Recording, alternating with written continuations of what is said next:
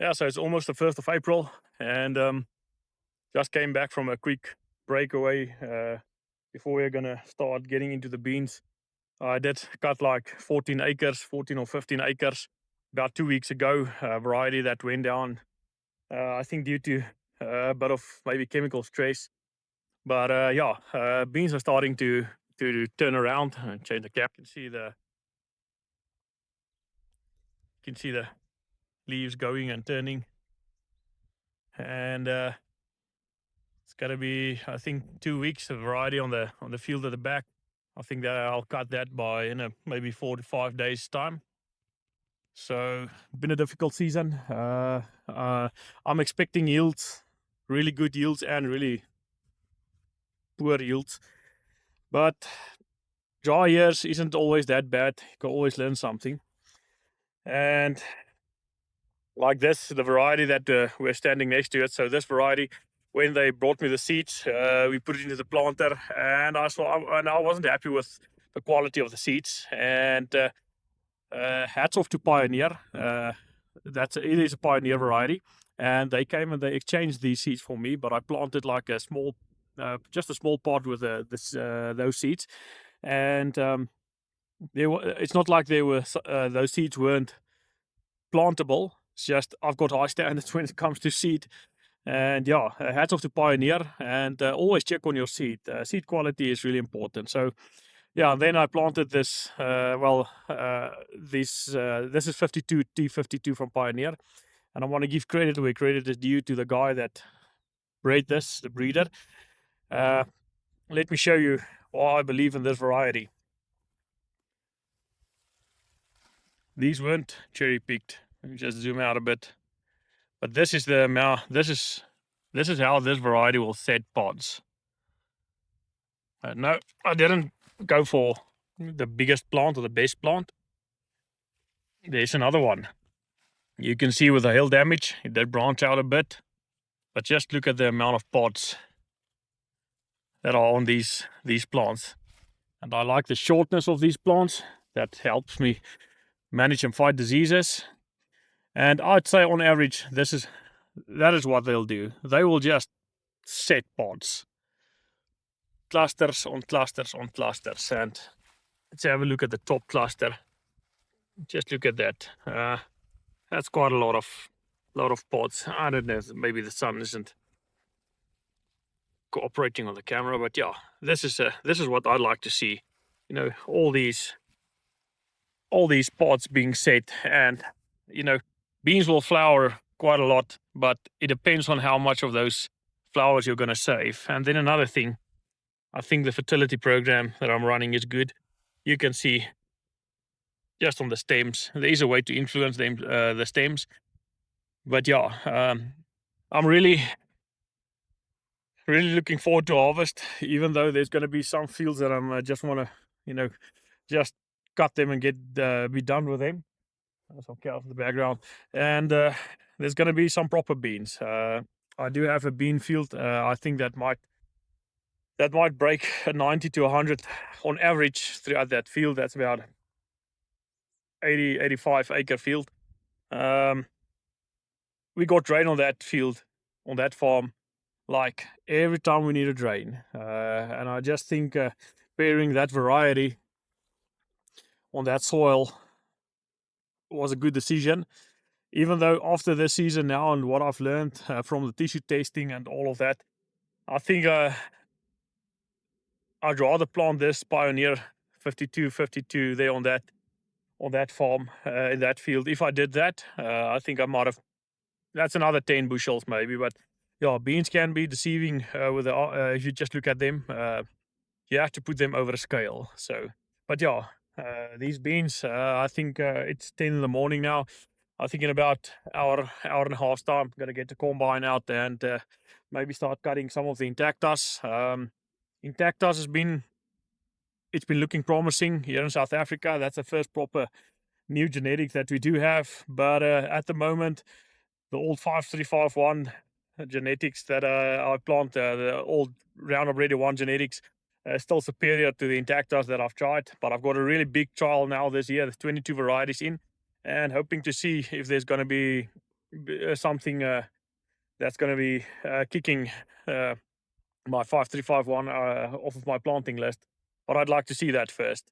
So, but yeah, let me just go and get the combine. This is one of my chaser bins, or I don't know what you want to call them. So this one, so we're on the metric system. This one takes like 10.5 tons worth of grain. This is also locally built in South Africa. This is called a Van Zyl Steelworks model. This, and then I've got this is my the bigger one that I've got. This one takes 20 tons. Also South African built, Agricat. Also got this one's got the auger in front, and it's got a bottom dump. If you want to dump out from the bottom. The only negative about this one is on this grain cart, if it gets wet, this one likes to dig into the mud when it's wet. So yeah, just gonna take them out now. Make sure everything is all greased up and no rats in it. We've got like a rodent problem. That's even tip the cap up here, put out some rodent bait, just to try and control this infestation that we're having. But yeah, this is a 20 ton, and the other one just, you can well call it a 10 ton. So just gonna take them out and get ready to go harvesting. Okay, so I'm heading over to my combine now, and yeah, for those who don't know, I don't know if you get like any other combines, but mine's 7140 axial flow.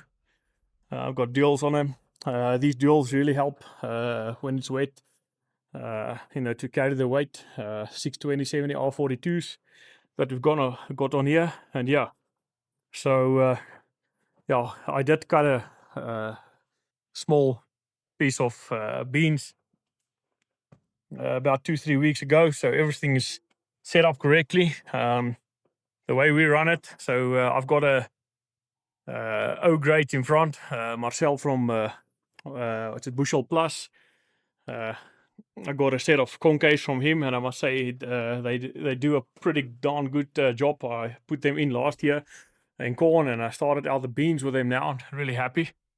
So that's what I got on concaves, and then I run the slotted grates at the back, and the veins are almost fully advanced to get the material throughout.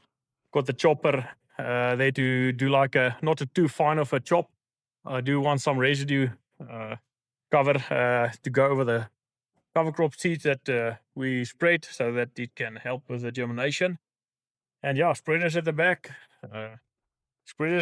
body in the front, they say. But yeah, really happy with this combine. I've got a 30-foot case head. It's an auger head, a 3020 that we run in front. And yeah, well, maybe one day I'll go over to a draper, but I'm actually happy with this. So on yield monitor wise, I got an ag leader. I'll show you when we're harvesting. I got auto steer on here to help, and the beans, so I can take my hands off the steering wheel and just look at where the rocks are. And yeah, that's as far as my combine goes. This is the old trusty 8300, and Peter's checking up on the oil. So this is what we're gonna put in front of the smaller grain cart, and yeah, just checking oil and water. Really happy with this tractor. That just keeps on going and going.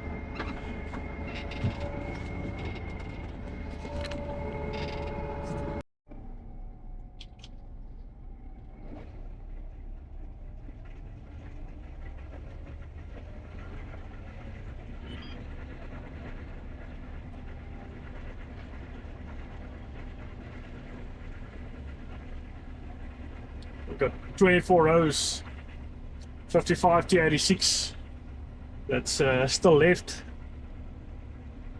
They were still a bit wet when I cut the rest of this field.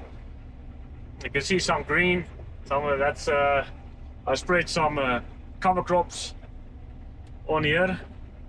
So, but yeah, so we're just gonna finish these 24 rows, and then I'm moving over there to those trials down to the field.